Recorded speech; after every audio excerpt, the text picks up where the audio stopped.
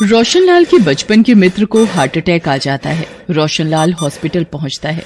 अरे राम नारायण, देखना तू जल्दी ही ठीक हो जाएगा, चिंता मत कर। अभी शतरंज की बाजी में तुझे हराना बाकी है। रोशनलाल, अब मैं नहीं बचूंगा दोस्त। मेरी बेटी काजल का क्या होगा? मेरे बिना किसके सहारे रहेगी? रोशन, मुझे वादा कर, तू अच्छा रिश्ता ढूंढकर मेरी काजल की शादी करवाएगा। पिताजी, आप ठीक हो जाओगे। राम नारायण मेरे दोस्त, मैं वादा करता हूँ काजल की शादी मैं अपने छोटे बेटे अखिल से करवाऊंगा। अब तू आराम कर। राम नारायण, क्या हुआ? आंखें खोल दोस्त। डॉक्टर, पिताजी आंखें नहीं खोल रहे, कुछ कीजिए doctor. Sorry, he is no more. पिताजी नहीं, आप मुझे छोड़कर नहीं जा सकते। चुप हो जा बेटी, चुप हो जा बेटी, मत रो। राम नारायण की जिंदगी का सफर शायद यहीं तक था। काजल बेसहारा हो गई थी। काजल अपने काले रंग के लिए पहले ही लोगों के तानों से परेशान थी, पर पिता का साथ उसे हिम्मत देता था। उनके जाने के बाद अब ये दुखों का पहाड़ काजल पर टूट गया था। रोशनलाल काजल को अपने घर ले आता है। तुम्हारा दिमाग खराब हो गया है क्या? हम अपने अखिल की शादी इस काली लड़की से कर दें? एक बहू गोरी और एक बहू काली? शोभा, मैंने अपने दोस्त को जुबान दी थी, काजल मेरी जिम्मेदारी रहेगी और मेरा यही फैसला है कि अखिल और काजल की 2 दिन बाद शादी होगी। जब ये बात अखिल को पता चलती है तो वो भी इस शादी से इनकार कर देता है। पिताजी, मैं एक काली लड़की को अपना जीवन साथी नहीं बना सकता। तो ठीक है, फिर जायदाद में से एक फूटी कौड़ी मैं तेरे नाम नहीं करूंगा। जहां जाना है चला जा। अखिल गुस्से में अपने कमरे में आ जाता है। तभी, अरे देवर जी, कौन कह रहा है आप शादी के बाद इस लड़की को अपनाओ? एक बार शादी हो जाए उसके बाद किसी आसान तरीके से रास्ते का कांटा साफ कर देंगे। अभी पिताजी गुस्से में है, अगर जायदाद में से बेदखल कर दिया तो हाथ में कुछ नहीं आएगा। शादी के लिए हाँ कह दो। अनीता घर की बड़ी बहू थी, इसलिए अपने गोरे रंग रूप पर इतराती थी। अखिल अनीता की चालाकी भरी बातों को समझ जाता है और 2 दिन बाद अखिल और काजल की शादी हो जाती है। एक सुबह, माँ जी, ये आपके लिए चाय लाई थी।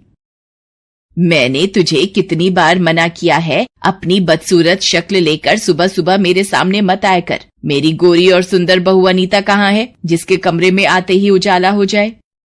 माँ जी, वो भैया के साथ रोहन के स्कूल गई हैं, इसलिए मैं चाय ले आई। अब ये चाय भी अपने रंग जैसी काली बना लाई है, देखो तो उल्टी आ जाए। काजल रोती हुई रसोई में चली जाती है। काजल बेटी, तुम इन लोगों की बातों को दिल पर मत लगाओ। ये लोग सिर्फ ऊपरी दिखावे में विश्वास रखते हैं। पता नहीं, गलती मेरी ही थी जो तुम्हें इस घर में ले आया। रोशनलाल दुखी मन से वहाँ से चला जाता है। एक दिन बाद अनीता के बेटे रोहन का जन्मदिन था। सभी मेहमान आए हुए थे। अनीता ने घर में ही बड़ी पार्टी का इंतजाम किया था। अरे अनीता, सब लोग रोशन के केक काटने का इंतजार कर रहे हैं भाई। रोहन बेटा, चलो केक काटो। रुकिए भैया, मैं अपना कैमरा ले आऊं फैमिली फोटो के लिए। काजल, फोटोज में थोड़ा पीछे रहना। वैसे तुम फ्रेम में ना ही आओ तो बेहतर है। अरे अनीता बहू, कैसी बच्चों सी बातें करती हो? सारी यादगार फोटो मेरे पोते की खराब करवानी है इस काली शक्ल को बीच में दिखाकर। अखिल, चल मेरे पोते की फोटो ले आ मेरे लाल, दादी के साथ फोटो खिंचवाएगा। सब लोग फैमिली फोटो खिंचवाने लगते हैं, पर काजल को कोई भी फोटो के बीच में नहीं लेता। तभी, अब अखिल, एक फोटो मेरी और काजल बहू की भी खींच। आखिर शादी के बाद ये इसका घर में पहला फंक्शन है। अखिल मुंह बनाकर अपने पिता और काजल की फोटो लेता है। गोरी बहू काली बहू के बीच का भेदभाव रोशनलाल को साफ दिखाई दे रहा था। एक दिन, शोभा, सारी तैयारी कर ली तुमने? कल सुबह ही हम सबको वैष्णो देवी यात्रा पर निकलना है। मैंने और अनीता ने कर ली है सारी तैयारी, पर अपने आप को हूर की परी समझने वाली काजल बहू से पूछ लो। उधर अनीता और अखिल काजल से छुटकारा पाने की अपनी ही तरकीब लगा रहे थे।